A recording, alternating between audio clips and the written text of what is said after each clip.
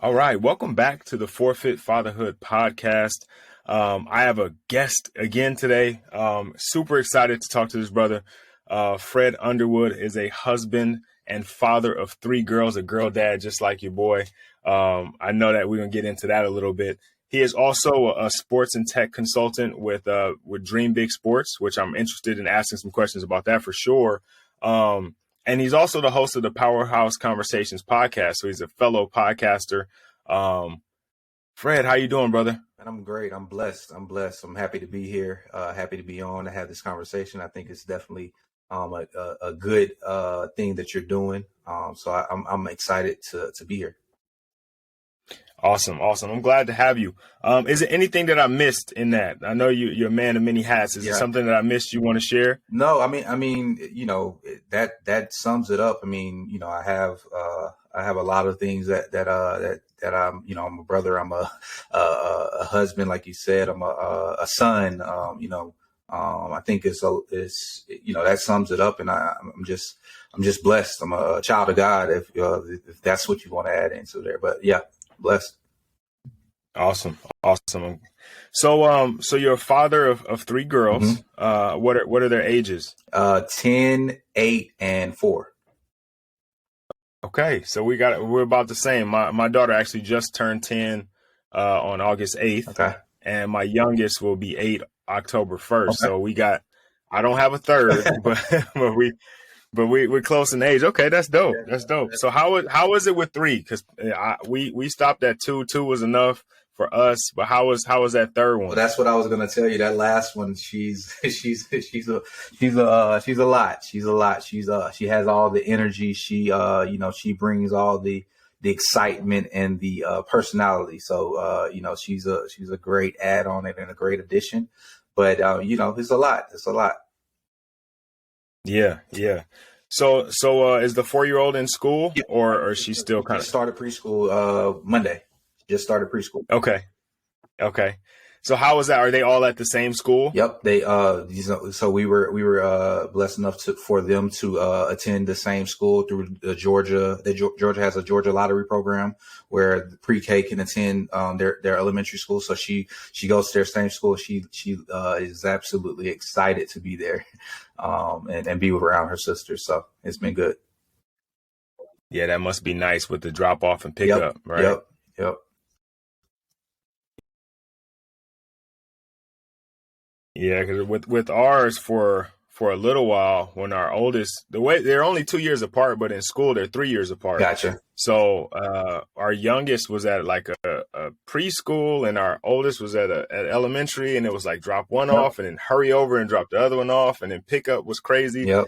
But now we're good. They both get dropped off at the same time, picked up the same time, so life is a lot easier. But that juggling was crazy. Yeah, that's how it was for me last year with the younger one going to a different daycare or whatever. So I dropped the girl, the 2 older ones off at school, and then have to drive over to another area, and then get back home, start work. Yeah, so it was a lot. Okay, so you're the drop off. Yeah. My wife, she works downtown, so she has to get downtown, and I work from home. I work remote, so I'm it's easier for me to do all that, pick them up and everything, than for her to try to juggle that in the morning before making that commute to work. Nice. Okay, all right. So got 3 kids. How long you and your wife been together? We've been dating since we were 8. She was 18 and I was 19. So, but we've been married for we actually just had our anniversary this week. We've been married for 8 years. Congratulations, man. That's awesome. Appreciate it. That's awesome. Okay, so husband, father. Let's talk a little bit because we'll get back to fatherhood. We're gonna dive into fatherhood, but I do want to touch on some of the business parts of it, because I have listeners that are always asking, get somebody on here that's doing this, or get somebody on here that's doing that, and how we can learn this or learn that. And I heard you say you work from home. You tell us a little bit about what you Yeah. do? So, as you mentioned earlier, so I do entrepreneur, but I do have a full-time job. I am a sales engineer for AT&T. So that's my full-time employment. And then, like I said, I juggle, the sports side. That's something that I've been an entrepreneur since, I graduated college. During the day, I'm working, for AT&T as a sales engineer. And then I get my work in on my Dream Big sports in the evening. So that's what I'm juggling both and making it work. Got you. So I've got some frat brothers that are engineers, but I never heard of a sales engineer. What does a sales Yep. So a engineer do? sales engineer is basically I from the pre-sales to implementation of, like I said, with AT&T it's everything from the tech side. So from internet to applications, Wi-Fi, things of that nature, multi locations. But I'm basically who designs the solution, and I help be the middleman for the sales team, and then the project managers and the tier 4 engineers and things of that nature. Okay. All right. So I Cool. designed, Now I know, right? yeah, I designed the solutions for the I guess to simplify it. Okay. Yeah. Now I know. Now I can. When somebody says sales Yep. engineer, I can act smart now. I'll be like, oh yeah, solution design. Yeah, I know what you do. Yeah, for sure. All right, let's talk about the sports side of it. You mentioned that you started that kind of like right as you got out of college. Um, Tell us a little bit about Dream Yeah, Big man. So Sports. I started that as it started as a nonprofit, man. So I played a basketball in college at junior college, and then I ended up uh, not being eligible to go after to play after that, right? So I come from a small town in Alabama, and the resources and the people that to make it aren't as plentiful, right? So, I decided that I wanted to make sure that I was able to bridge that gap between showing the pros that did make it and things of that nature. I wanted to bridge that gap to the the kids like me that maybe needed that mentorship and that guidance to make sure that they're going down the right path and they're doing the right things and they're staying and they were able to see their work ethic. So it started off as a nonprofit. So I did camps. We did programs where we brought back pro players to help them see and give back to the community. Where we had these things set up, and we had kids that were able to gain scholarships and things of that nature and go on to play in college. As my career grew, and we'll talk about the fatherhood that took it a life of its own, and I started to move around, so I couldn't keep the nonprofit going. As my career grew after I graduated college, and then I came back to it, and I've been on the consulting side and just helping out athletes and helping out organizations with growing from a technology standpoint. So I like to say I curate the digital transformation for athletes brands. So that's where we're at with Dream Big Sports right now. Okay. All right. That's dope, man. That's dope. So when you say you curate, like, are we talking about like because I know now, like I train athletes. I work with high school players mostly now, but kind of been training athletes kind of all along the spectrum. With the NIL and all that stuff, are you kind of dabbling in that a little bit, getting Yep. involved in So, that? from the NIL standpoint, helping with the branding, helping with things from making connections with NFT projects, making connections for NIL deals, making connections for storytelling, so videography, graphic design, website building. So anything from a technology standpoint, from a digital standpoint of getting your from helping you with your brand, from just being out there, and then taking it to a digital standpoint and helping you get seen. So that's where we come in at. Nice. Okay. All right. So I think we got the business stuff down, man. Let's talk fatherhood. Let's talk about why we're really Absolutely, here, absolutely. right? So 10 years ago, you become a Hmm. father. Tell us a little bit about that experience, because I know mine was in my own opinion, kind of unique just in the way it happened. But I'm interested to learn how that Yeah, happened for so it you. happened my senior year in college. I was juggling, Okay. as a business major, I'm juggling going through the last year where it's the capstone classes and all that stuff, and really making sure that I'm graduating, right? So juggling all Hmm. the thoughts that go on with, oh, I'm about to be a father, but then I'm also trying to start my career.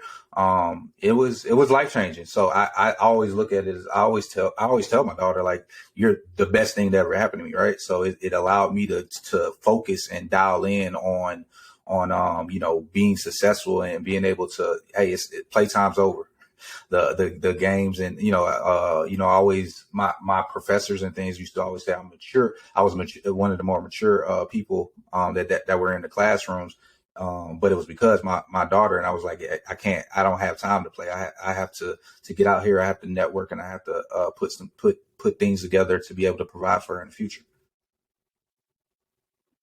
Okay. Do you feel like that was like just like an automatic flip for you? Like once you knew you were going to be a father, you were able to just kind of like level up maturity wise, or was that something that kind of took a little time? Because I know for some dudes, it's like it takes Yeah. longer, right? Like I felt like for me, it was kind of the same way. I was a little bit older.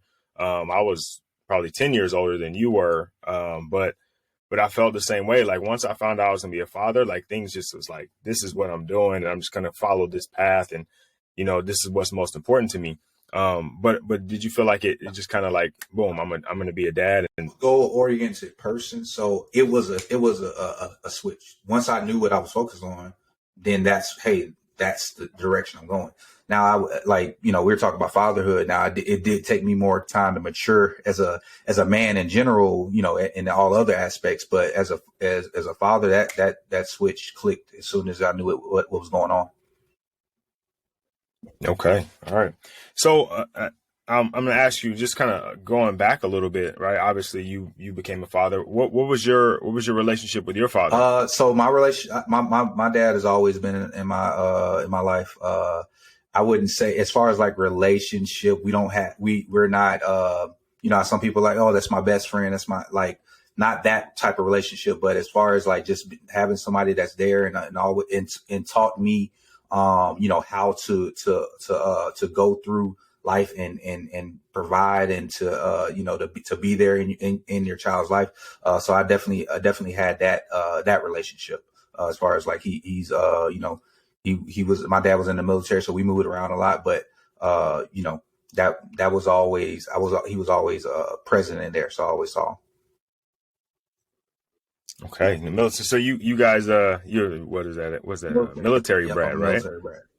Yep. So So where did you guys move around? You said you moved around a little bit. Where did you Yep. guys So I, live? Did you get to live I anywhere was born cool? in Georgia, moved to Texas, and then I lived in Germany for almost 5 years. Luckily, like I said, I was on the tail end. It's not as bad as a lot of other people, but yeah, we lived in Germany, and then after we lived in Germany, he retired, and we came back, and we were in Alabama for the remainder. Oh wow. My stepmom was born in Okay. Germany. Her mom is German. All my aunts speak Wow. German. My sisters actually speak Wow. German. I never wanted to learn, so I don't, I can understand it, like when she's, if I'm in Yeah. trouble, that kind of thing. but but as far as speaking it, I'm like, God, I No, suck that's at it. cool. That's cool. Um, I so don't that's remember any of that's it. cool, I don't man. remember any of it. Yeah, like I said, I know when I'm in trouble. I know it's probably more that I know tone, and some Hmm. words just kind of sound Right. similar. But yeah, I was rebellious in that way, and my sisters wanted to learn it, and I was like, nah, I'm good. Cool. That's cool. All right, so you guys left Germany, you moved back home. You were playing Yeah, basketball. yeah. I actually got to play while I Okay. was over there, so that was a cool experience. Got to play in some of the youth leagues. It was a lot different over there because when over there they play for their, they have pro teams, so they have it's almost like a farm system, but the farm system starts when you're very young. So that I got to play over there a little bit too, so that was cool. And the way they run their organizations and things of that nature, so it was a good experience. Okay. All right. Um, So we'll flash back forward. You're in your senior year. You find out you're gonna be a dad. You become a father. Um, did you get any like? Because I'm trying to like right when you find out you're gonna be a father, right? And you're trying to prepare yourself for it. You're never gonna be ready, but you got to get ready, right? Did you seek out any advice? Did you read any books? Did you talk to anybody in particular? I mean, honestly, I can't remember seeking out specific advice. And as far as Hmm. just read, I love to learn. Like I'm always reading just in general. So I'm pretty sure that I did do Hmm. some specific searching and seeking, but uh and maybe that maybe that kind of played a part, but I think my main goal was how can I set myself up to be able to provide financially and like because I said I think the factor was I was in college and I'm like, okay, I gotta be able to take care of this child and make sure that she has something that she'll never want for anything and have a something to leave as a legacy. But what to your point, I think that the maturity side probably wasn't there because that's the first thing I thought of versus like being actually mentally prepared to be a father, right? So I think that I Gotcha. took a lot of bumps and bruises because of hey, I'm focusing trying to provide financially, but I should have been preparing myself mentally. Yeah, yeah, like the other parts of it, right? Because I think society kind of pushes that narrative, and it's true. You do need to be able to be a provider for your family, but I think that's so one Hmm. dimensional for who we can and what we can be Hmm. for our family. I think you mentioned it being mentally prepared, being Yep. emotionally prepared. I think a lot of times as men we lack Yep. emotional intelligence, and we don't learn that we need it until we Right. had a problem, right? Till something's going on, like, oh man, I only knew that I could be happy or Right. upset. Like those are the only Right. two emotions I got. And then we don't have the tools or the resources that we need to properly be present Right. for our family. So in figuring that out, so you were focused on the Hmm. financial part of it. What kind of made you start focusing on the other parts of it, like you said, the Uh, mental part of it? Having girls, man. I know you know what that is. So the emotional intelligence like you're thrown into it. So I'm in a house full of women, and you're thrown into the having to understand how to control your emotions, how to be sensitive to their emotions, how to help them grow as young women, how to Hmm. how they can understand their emotions. I mean, I think you grow into the person. Like one thing I did learn is that you're constantly growing. It's not you're there. You are constantly, consistently growing, and if you're not growing, then there's something wrong. If you're staying in the same place, if you're staying in the same Hmm. mindset, then there's something wrong. You have to consistently be open and to growth. Yeah, yeah, yeah. Yeah, I 100% agree. Like every day there's a new Hmm. adventure, right? And I like to like put it akin to like there's the quote where you don't you don't avoid the storm, you learn to dance in the rain. Like like you're every day you're kind of learning how to maneuver and okay, this worked and it doesn't work now. Let me adjust this and am I being too hard? Am I being too like you kind of always working through it and like you said you got to always be willing to learn because I think that's one of the things too that has kind of been like a stereotype for guys is that we're Yeah. fixers, right? Whatever the Yeah. problem is, I'm gonna fix it. You're upset, all right? I'm gonna fix it, and that's not necessarily how they work Yeah. or are wired, right? Like I'm trying to fix the problem, but I'm not really hitting the actual like I'm fixing the symptoms. I'm not Right. fixing the problem. Right. You know what I mean? And it takes some emotional intelligence and it takes you being really present in the situation to figure out, okay, that's maybe not the problem. Like I'm you're crying because XYZ. And so I'm trying to fix XYZ, but the real reason you're crying is ABC. You know what I mean? And I won't figure that out if I'm trying to fix this one thing. And so I honestly think being a girl dad, and obviously I don't have any boys, and so I can't, I'm biased, but I can't necessarily say that they don't experience this for fellas that have sons. But I think being a girl dad forces you to Yep. expand, right? You have to stretch outside of yourself. Like you can parent your son and daughter the same way, kinda. But I think it takes a special kind of man to Yep. raise a daughter, Yep. right? And you're forced to be that. Not like you were Yep. born that way, Yeah, I was right? gonna say, Like, oh, I'm just a different dude. I could raise girls. No, I think they right. make you And I that think way. that's what I think people probably forget or not acknowledge. It's not necessarily that there's something in you already. Like you have to be open to that growth, and you will become this person, and you're always becoming the person that you are. Every day you're being shaped and molded into the person that you are today. Your past is going to shape you. So if you are kind of reluctant to grow and pushing that change away, and instead of embracing the change, and I think like just being a dad over these last 10 years, like sometimes I didn't embrace the change and didn't. I'm always out overthinking things and maybe not wanting to grow and be open to, okay, she's a person as well. She's becoming a person. I have to understand who she is and who she is becoming. And so let me be emotionally intelligent enough to listen to her and to help her become the best person that she can be. Yeah. I think that's a very important point too, is that we have to realize that we're not just raising children, we're raising adults. And they're becoming adults right in front of our eyes, like every day. And if we're only focused on raising them as kids, then we end up with adults that are stunted. Yep. Right. And so I think that's been a challenge for me, because I grew up in a household where, respect was everything, and you didn't talk back, and, you respect your elders, children speak when they're spoken to, and all these things, right? All these kind of old school, like, parenting techniques. And I'm looking at my daughters, and I don't want them, like, I was just kind of, in some cases, just hard-headed enough to talk back sometimes. But like for them, I don't want them to be afraid to speak their mind. Like I don't want them to be afraid to advocate for themselves. I don't want them to be afraid to feel what they feel and then open up and let other people know, hey, this is how I'm feeling. This is what I would like. This, to advocate for themselves.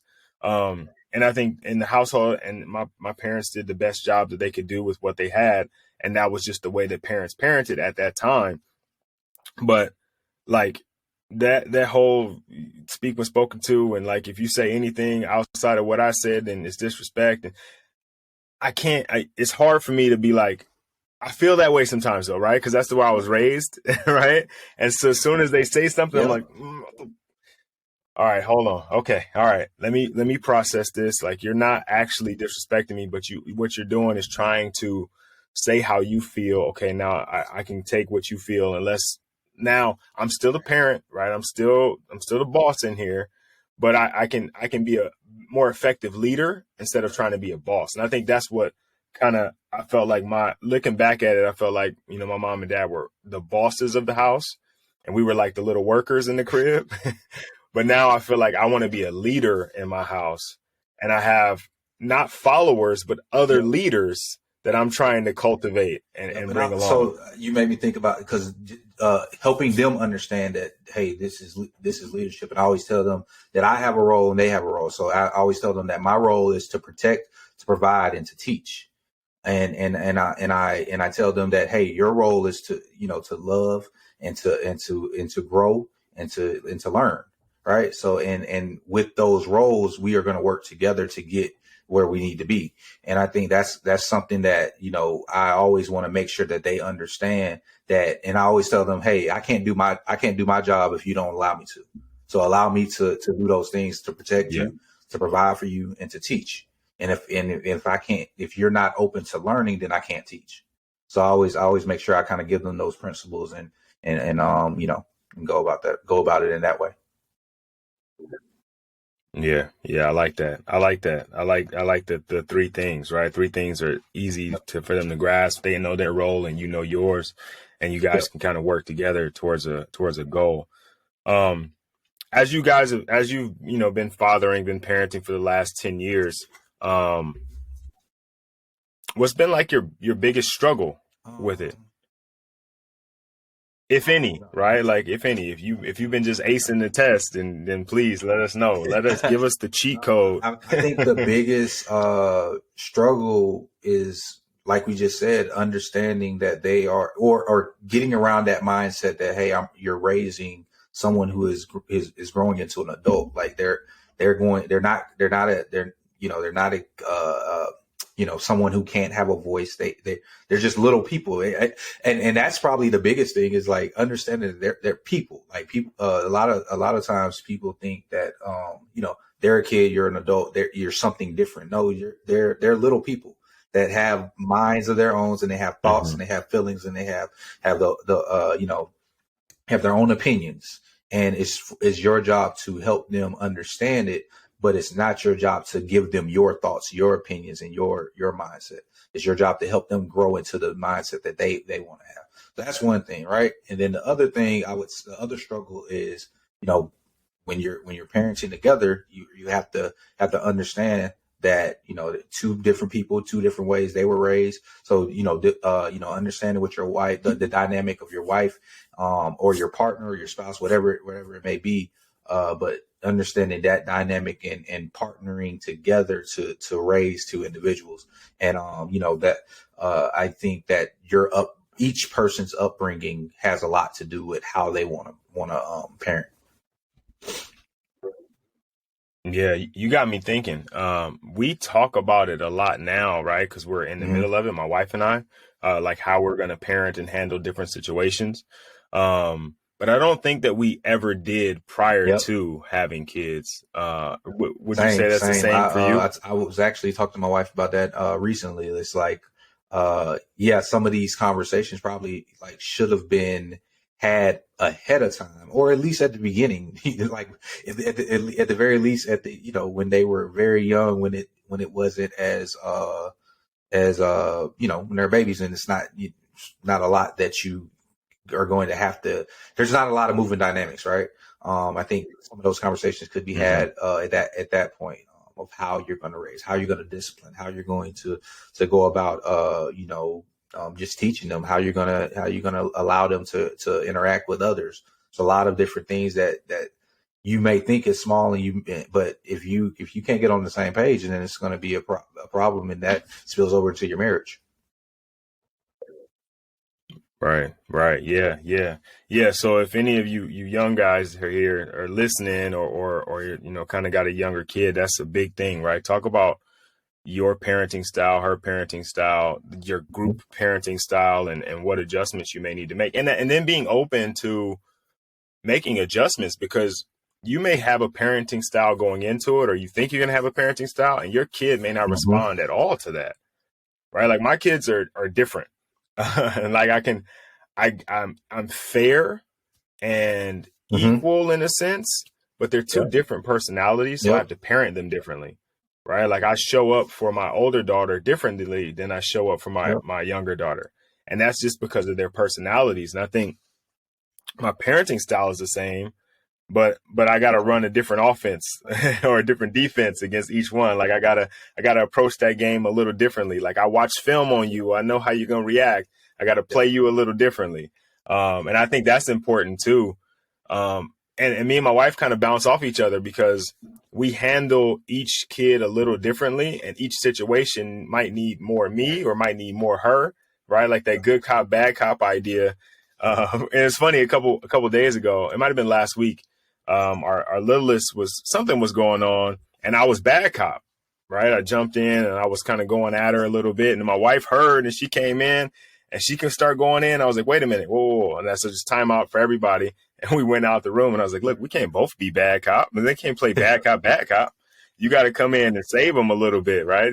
They need somebody to, and understanding though, and having those conversations, we can kind of in the middle of it, be able to pull ourselves out and parent No, I think, accordingly, which I think comes yeah, with I time think and like experience. that analogy for the like the offenses, right? So you're still going to run the plays that, I mean, or the system that you run against whoever you play.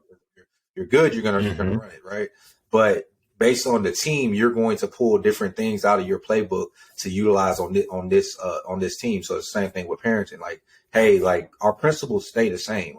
What we do is what we do. We're not going to change what we do.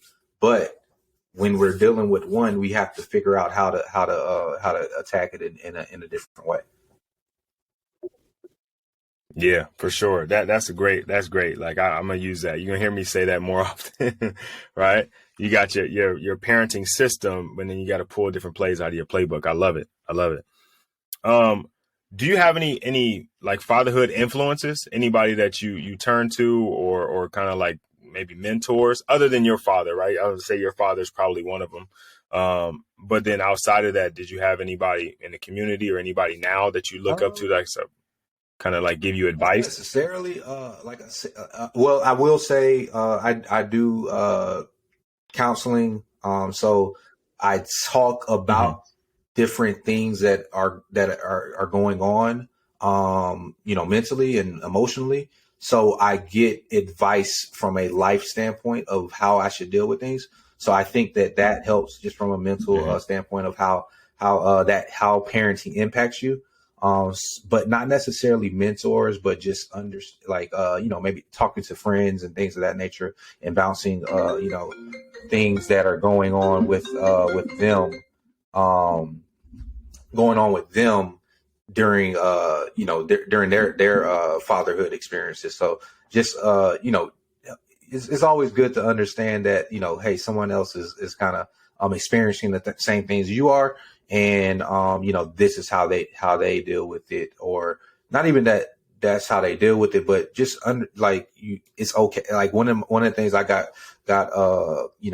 through or got out of counseling was just the simple statement, it's okay. Like I used to worry and Hmm. try to figure, like you said earlier in this, like, hey, I'm a fixer. Like once something happens, I need to, okay, this is the problem. Let me go fix it. There's not always a fix it, in fatherhood. Like, it's okay. You don't have to have Right. everything figured out. So that was one of my biggest aha moments is, that I got through counseling was it's okay. Yeah. Yeah. Yeah, that it's okay, and like you're not gonna be able to fix anything is something that I had to work hard to grab a hold of too. Because Yep. I just want to make it okay, right? Like I want everything to be smooth sailing, and if it's not, all right, let's fix it and let's get back on the ship and Mhm. get back to sailing. But that's something that I'm trying to think of who it was. I think it's Simon Sinek. I heard the other day, or I mean, I actually have a book where he talks about the Mhm. infinite game. Um, and parenting is one of those things, right? Like there's no finish line, right? Right. There's no halftime where you can go back and look and say, okay, check the score and this is what we're doing and review film. Like you're doing all these things and you're going to Right. be doing them forever. So if something like you try something right now and it's not the right thing, you still have Yeah. time to rectify that. Like there's always an opportunity for you to help make a better situation. I almost said fix it. There's always an opportunity for you to make a better situation, to make a better choice. So if you're in a situation where, you feel like Right. it's not okay, it's Right. okay that it's not okay. What are you going to do moving I think forward? that's why I said about, like, it's not necessarily um parenting principles, it's just life principles, right? So just understanding Hmm. how life works, and growing with it, right? Being um and I was one of my favorite books, probably my favorite book is Principles by Ray Dalio. And it talks about being radically open minded, and being, constantly open to growing. So understanding that every single day is a new journey, a new experience, a new challenge, and like you just said, understanding that it's okay that, hey, it didn't go the way you planned, or it didn't work out the way that you thought it should, but it's okay. The next day we're gonna try. We're gonna try again. We're gonna go about it again. And we're going to keep it going. And I think that's something that you always have to be mindful of, is just being okay with growth and embracing the growth. Yeah. Yeah. Yeah. Okay. 10 years in, 3 kids down. Was there anything that you wish you would have known ahead of time, or something that, maybe somebody would have just dropped a little nugget on you that you could have taken that would have made it a little bit smoother? Now, I honestly don't think there's nothing that can prepare you for being a parent. Like, it's one of the most beautiful but toughest things that you can ever experience in life, in my opinion. It's just because, like I said, you're dealing with another human being, and you're responsible for that other Mm-hmm. human being. And for me, it's 3 other human beings that I'm responsible for making sure that they are or have, let me rephrase, making sure that they have the tools and the example of being a good human being. I think that's probably the simplest thing, but Mm-hmm. I honestly think that I don't think, or maybe if somebody told me that, hey, you just got to view it as you have a big responsibility, but the responsibility is a partnership and not a it's not something that you're this dictator. You don't have to be a dictator. You're leading you're leading other Mm-hmm. That's individuals.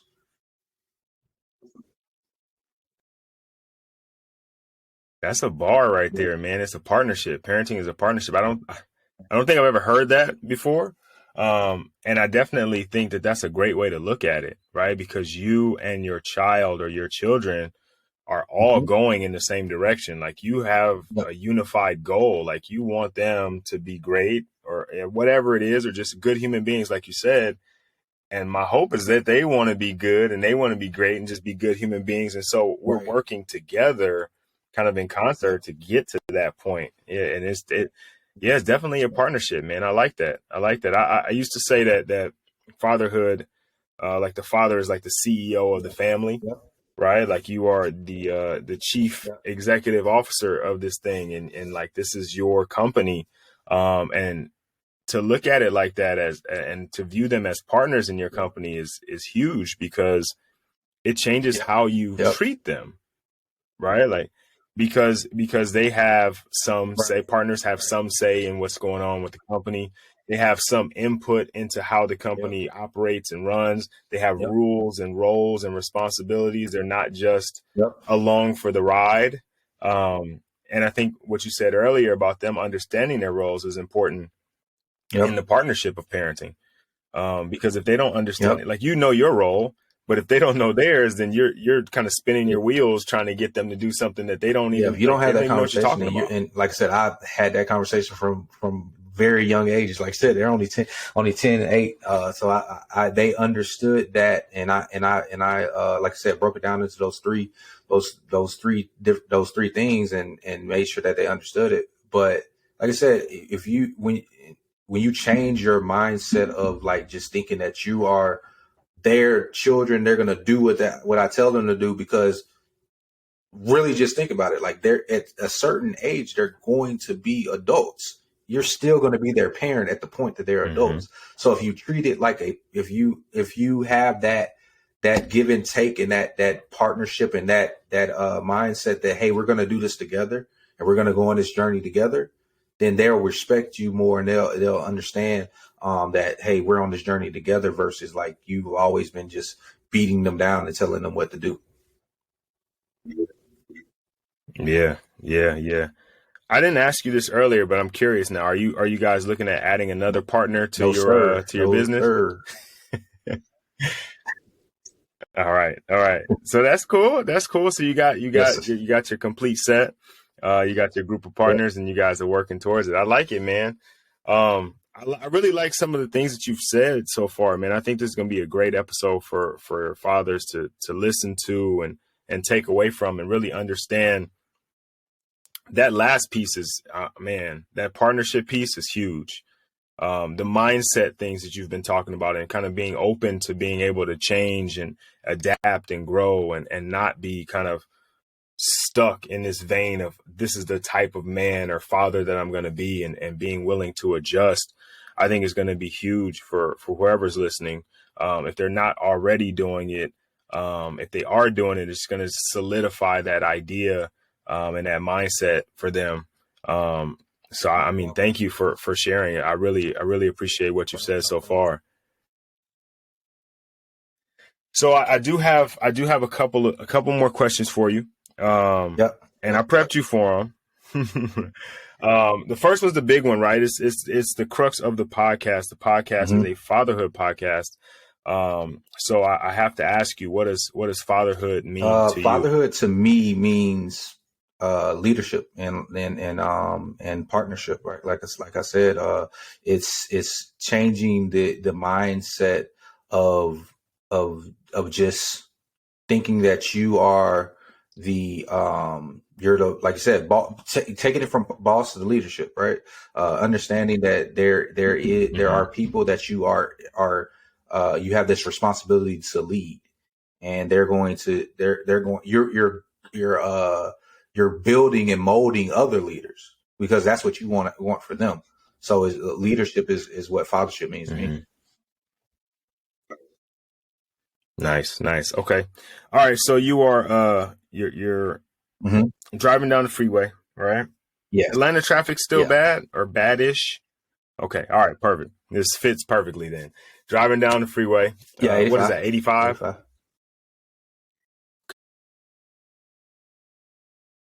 So you're on 85. You look up to your right. There's a billboard, right? You have an opportunity to put on this billboard whatever you want, but it's going to be specifically for fathers. On that freeway that day, for whatever reason, gridlock traffic, is just dads in the car. What do you want them to see? I want them to see trust the process and enjoy the journey.